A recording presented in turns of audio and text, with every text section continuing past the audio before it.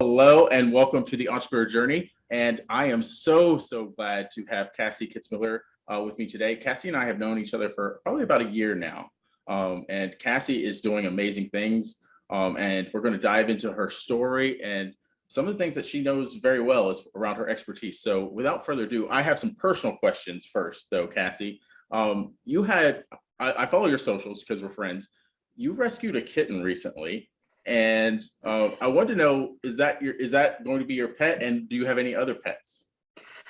We definitely weren't planning on adopting a kitten. It found us and was in pretty pitiful shape. So it is being doctored back to life. We do have two beagles who have yet to meet the kitten. So that'll be the deciding factor on whether the kitten stays long-term or not. But yeah, nice. We've got a couple of chickens and 3 kids. So I say nice. I keep a full menagerie. Nice. So follow up on the chickens. I have also other friends that have chickens. So you have the chickens to have fresh eggs, right? We do, but don't ever get chickens to save money. You will not save money on eggs, but they are much better eggs. So yes. One of our friends actually resells the eggs because they are better eggs. So awesome. Yeah, I have a hard time eating store-bought eggs in the winter. They're just not as good. Yeah. So my next question is, what is your favorite thing to do as a family? Because I know you're very family oriented. Yeah, so right now my boys are in fun ages. They're a little bit older, so we go camping a lot as a family. And my eldest has just gotten into kart racing, like go-kart racing. So we actually go to one of the tracks about 3 hours out, and he races with some of the NASCAR guys. Wow. Sons. So that's been a lot of fun. Nice. That is really cool. I bet he loves that. He does. As a mom, it kind of terrifies me, but he enjoys it. That was going to be one of my follow-up questions, but I kind of thought, well, that probably scares her a little bit. They say it's a great way to make them safer drivers. I don't know if I agree with that because he's 11 and already going like 50, 60 miles an hour. So. Right. Yeah. So when he's 16 and gets a real car, oh, this could go even faster. Exactly. I'm like, this had better build safety, not a desperate taste for speed. Right. So I know also that you recently picked up the Christian Entrepreneurs Group, and you are a Christian just like myself. So I want to ask you, what's your favorite part of church? Meaning, is it the worship service? Is it the sermon? Is it the small groups? What's your favorite part of church? I think it comes down to relationships of the body of Christ in church. I have been blessed to be a part of different denominations through the years. I have been blessed with different church experiences through the years.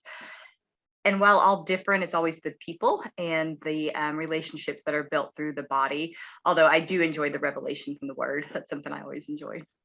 Yes, that is one thing for us as a family too. We're in the process of moving to a new church because the relationships kind of, we really liked our pastor. We really liked the worship service, but it seemed kind of like the relationships were not there. So we're moving to a new church that we so far like the pastor, we like the worship service, and we're looking to see if the relationships grow there better than they did at the previous church. So I definitely am in tune with you there.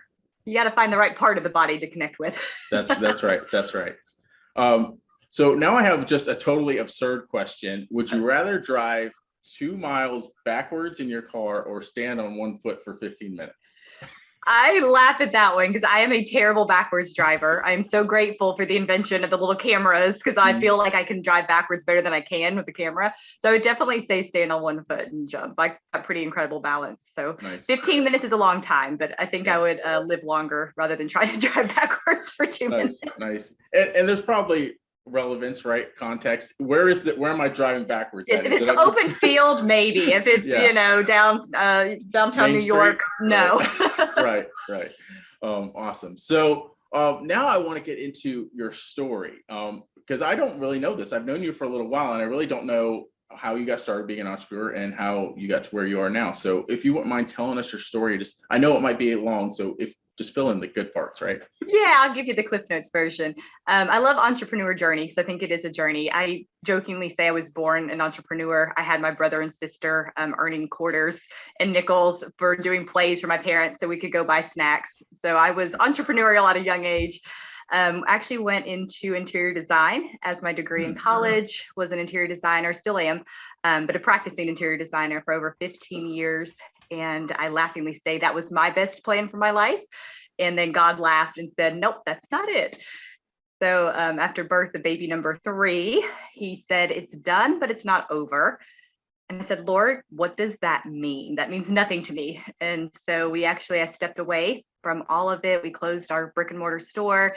I went to be a really great stay-at-home mom for 3 months, and I got bored, and the entrepreneurial itch was just too strong. So I jumped into book writing. I wrote my first book, and it was on Christmas tree decorating, which is funny because I don't do that much anymore. But it was my breakaway into writing, and from there was actually on a high-end mastermind business retreat. I had no business being there. I was in there with 7-figure business owners, and I'm like, I don't have a business. I don't know why I'm here. The Lord said to come. And on the way home from that trip, the Lord downloaded the plans for Christian women business builders. And I felt like clearly in my spirit, he said, "I want you to serve my children in business." And so from that point, that's been about 5-6 years now. And it's just been a journey into what this new world looks like. Wow. So I want to ask some questions, maybe not ask questions, but even make a statement. I think what better way to launch, right, than to be surrounded by those other business owners that have already been where you want to go, right? So can you kind of talk about that experience a little bit? It was really incredible because we were there. It was part of a book writing focus, but it was book writing as a means of entrepreneurship, using your book to help further your business. And so, of course, I'd been there with a Christmas tree book. So I was thinking, interior design online, I'll help people do classes on how to decorate a tree. I was definitely on a very different path at that point.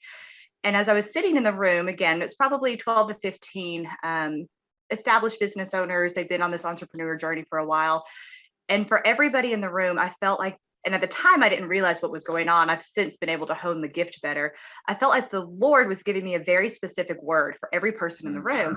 And so I said a few out loud in the group time. And then I would go and meet with a couple of them, several of them afterwards.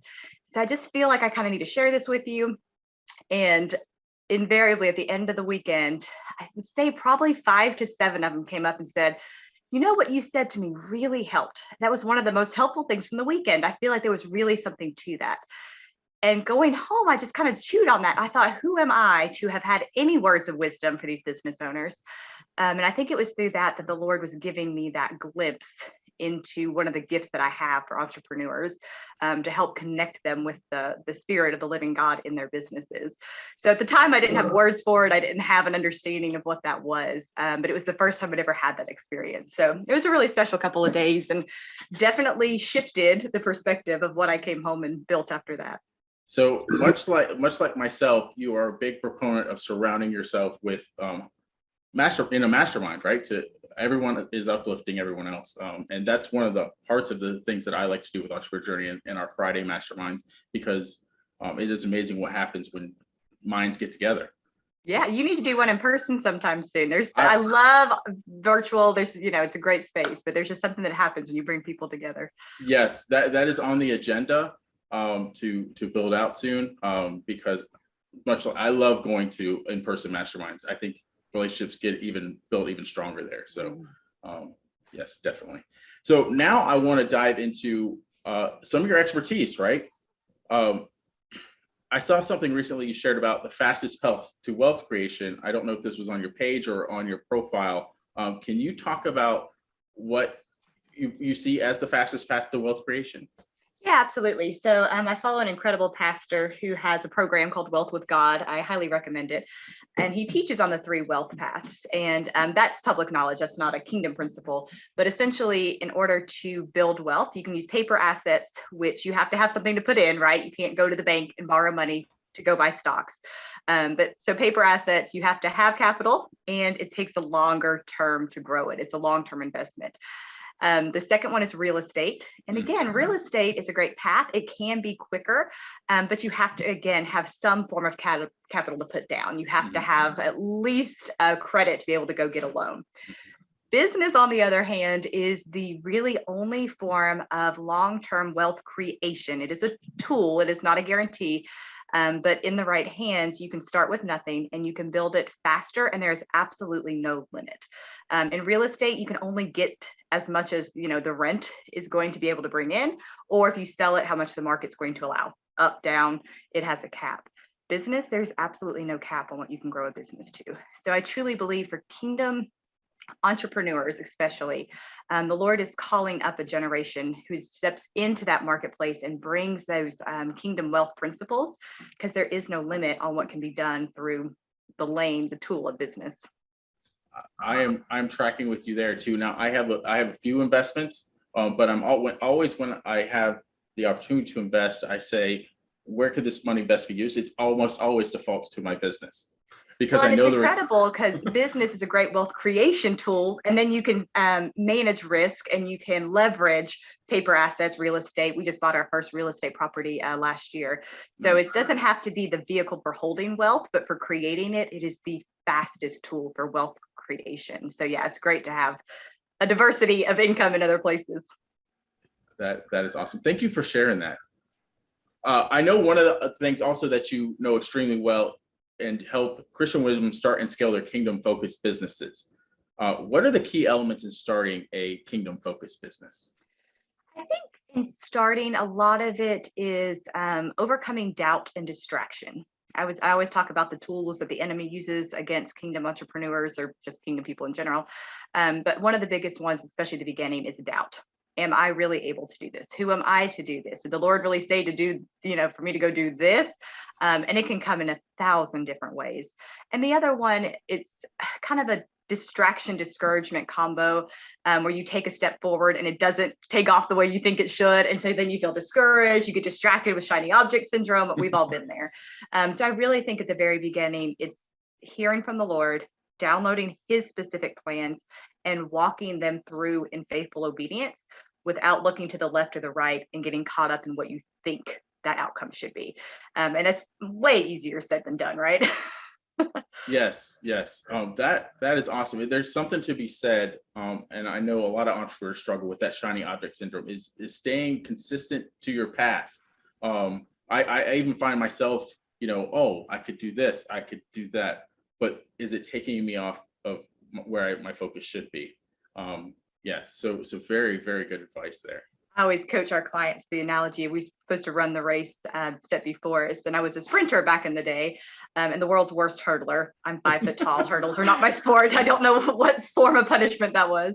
But I always say, if you're sprinting or if you're running, if you look to the left and you look to the right and you go out of your lane, you're disqualified. It doesn't matter what position you finish, you're disqualified from the race if you go out of your lane. And I think the kingdom is much more forgiving. The Lord is much more forgiving. But I do think, how many times have we disqualified ourselves from winning that leg of the race because we were, blinded and pulled to the left and the right? So I say we have to be like the race horses with the blinders on, like just eyes on the cross, eyes on the cross, just that laser focus on what the Lord's doing. And it's even funny, even when you're having success, that happens, right? A lot of people think, oh, if I'm successful, I'm going to stay on the path. No, you still, the shiny object syndrome still exists. You're just shinier, right? Now you can do different, you have the budget to buy shinier things. So yes.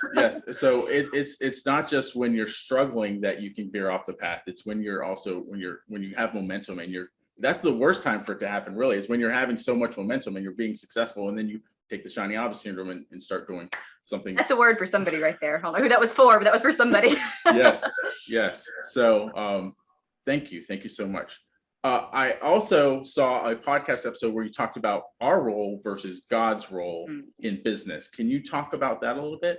That's one of my favorite topics to talk about, because I think it relieves so much pressure off of our shoulders. I think there's a hard dichotomy between being a child of God and wanting to be God. And it's one of those things that we constantly struggle with. And so, especially in business, I feel like I coach so many entrepreneurs that feel like they have to go and do something. They need to be doing more, they have to be doing, and all this weight is on their shoulders. And when we look at scripture, we have very clear guidelines of what our role is and what the Lord's role is. When we are invited with Christ to co-labor with Christ, he says, take on my yoke is easy, and my burden is light. So when we have the idea of co-laboring with the Lord is leading the cart. We are co-yoked with Christ, who is doing the work with us. We are literally working with him. And at that point, it should feel easy and light.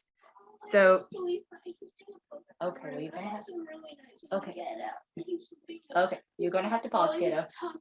Out. That was the eldest. I have a 5-year-old. I'd expect it from the 5, but not the No, 11-year-old. no, it is all good. Oh. I usually always do a disclaimer. You'll see one of my kids, but I forgot the disclaimer on this one. So co-laboring with the Lord is allowing him to show up in his role. He is the one who gives us the plans. It is his business. He's the provider. We're not the ones that have to provide. So it's the understanding that he is the one who's giving us the plans. We are the laborers who are doing the work. That is amazing. So many, like, I love that your family is there, actually, because it's just a representation.